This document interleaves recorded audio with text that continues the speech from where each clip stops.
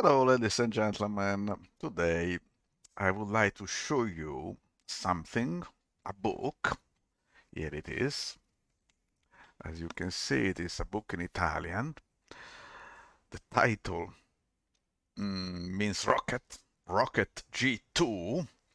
It is actually a translation of a novel by the science fiction writer Robert Anson Heinlein, published in the 1950s under the title of Rocket Ship Galileo. And this is a translation published in, let me see, 1958. Remarkable.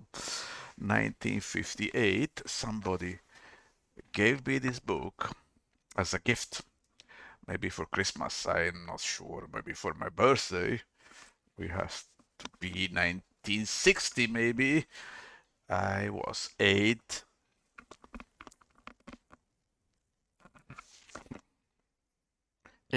years old. 8 years old when I read this book, which is a fantastic book, remarkable book. You can see this story. It's maybe silly. I'll tell you something about that. But it's written by a master writer. Robert Heinlein was a great writer. By all means, when you have a writer, somebody who masters the art and the craft of writing, then it's something. It happens. Things happen, and that this book is a story of once there was this market for it was called fiction for young adults. At the time, I had no idea. I was very young. I was not an adult, but anyway, there was a market where writers were asked to write for readers around 16 years old, 15, from let's say from 12 to 18, and so the protagonists had to be around 16. And this book is a strange story of three American boys who go to the moon with a rocket. And that's it's a very interesting story. It looks silly. I mean, it is silly.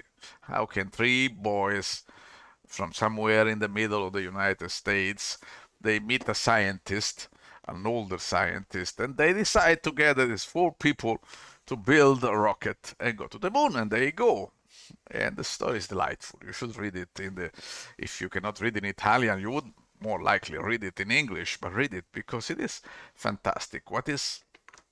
It may be silly, it might be romantic, unlikely, or what you want to do, but it's the spirit that catches you, that takes you, because this is good fiction. Good fiction, you see young people, they want to do something, they have the enthusiasm, the ideals, the willingness, and then to do something important, something nice, something good, something big, something adventurous. This is the stuff fiction is made of.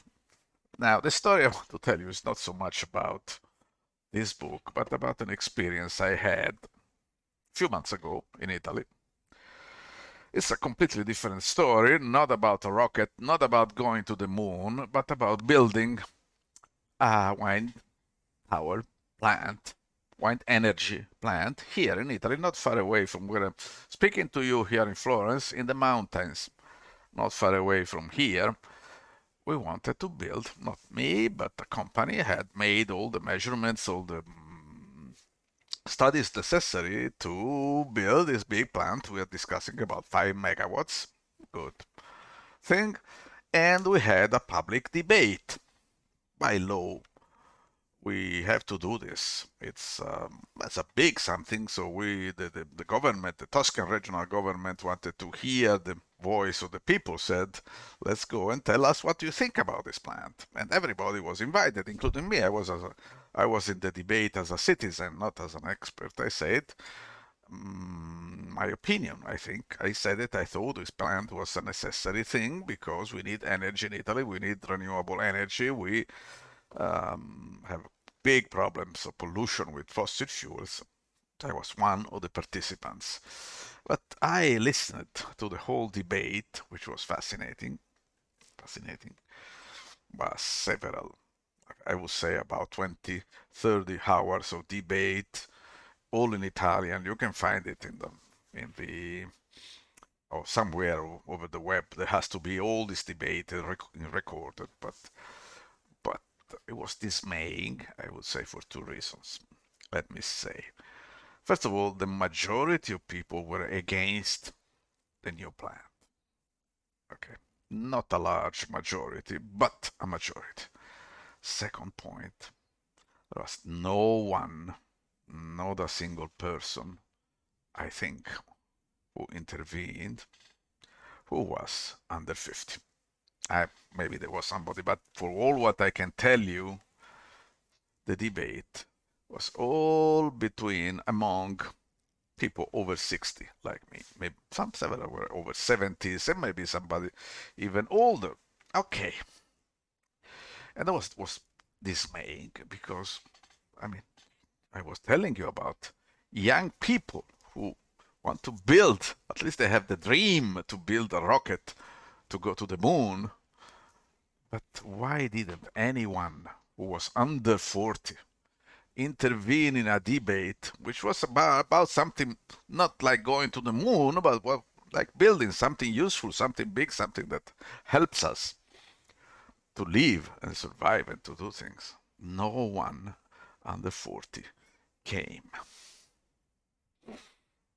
So this is bad, I think, but everything that happens for a reason. There had to be some reasons why young people didn't care. They had all the business, they had things to do, they had many other worries, and I understand that people under 40 have big survival problems. They had to find a job, they have to make a living, they had to find a lodging, they have to deal with everyday things, and the situation is very, very, very bad. I see this also with the story of the epidemic, the coronavirus. The coronavirus has been scaring everybody who is over 60, and they're imposing all sorts of rules. There's no debate on the coronavirus. The government says you do this and you have to do this because it is the law. When it is a question, because the coronavirus is scaring the people over 60. When you're discussing climate change doesn't scare so much the people over 60 because they can reasonably, I think they are wrong, but that's another story, they can reasonably assume that climate change will not affect them so much. If you are over 70 especially, then you can think, well, maybe 20, 30 years from here, everybody will be dead, but I will be dead anyway, so I don't care. And that's, I think, is the reason why we had so many people, old people, not so old, but 60 years old, 70 or so, many old ladies came to this debate and said, well, we have been living around here, and every morning I open up my window and I don't see anything special. I see the hills, and I don't want to see the towers on those hills because it bothers me. I don't care about the young people who will need this energy in 10 years from now. I don't need it. I don't want to see it. I am against. It's rather normal. All people are not supposed to be normally so interested in the welfare of the young. I mean, they are demonstrating this. And I must say also the young people are not understanding that they are being, you mean which verb I want to use here, they are being done something by the old, which is not good for them. The verb, you understood it. And they are not reacting. Now you have to react, because when you are being SESC REWED, you have to react, but they are not so much. I mean, not like these people. I mean, if you have strength, if you have courage, if you have will, the will, you can build a rocket. It'd be much easier, I must say, to build a wind plant. That's easy. You know how to do it. We put a rocket for the moon. We know that also, but not so useful right now. And so to finish this little story, I'll tell you of something that happened to me yesterday evening, and I participated in a debate with a group of young people, fantastic young people. I love them, all of them. Nobody was over 40. Fantastic. They go. They're a group formed by doctor or professor, maybe Professor Tao, were thinking of doing something for solving the problem, for doing something about climate. Not just going around with signs say we want you old people do something. We go there and we do something. This is the idea of Dr. Tao. He says let's use mirrors to avoid overheating the earth. Okay, this is naive. You may think it is silly if you like, but what was wonderful yesterday, absolutely wonderful. I loved it so much to see maybe 50 young people, researchers, scientists, students, said, okay, we get together and we think of solutions. See, mirrors, energy, sequestering CO2, space machines to reflect the light, everything. Maybe it will work, maybe it will not work. We don't know. I'm sure when the fictional boys of this book, I'm sure they didn't go to the moon with the first model. They had to work on that. So what's absolutely wonderful is exactly this, that spirit of doing something and getting rid of the old people, because the world, damn it, is in the hands of these old, stupid old people who don't care if you're young and you're listening to me. The old people don't care if you die. They care only about themselves. So, ladies and gentlemen, if you are young, take the matters in your hands and do something, because you are being, you know what I mean.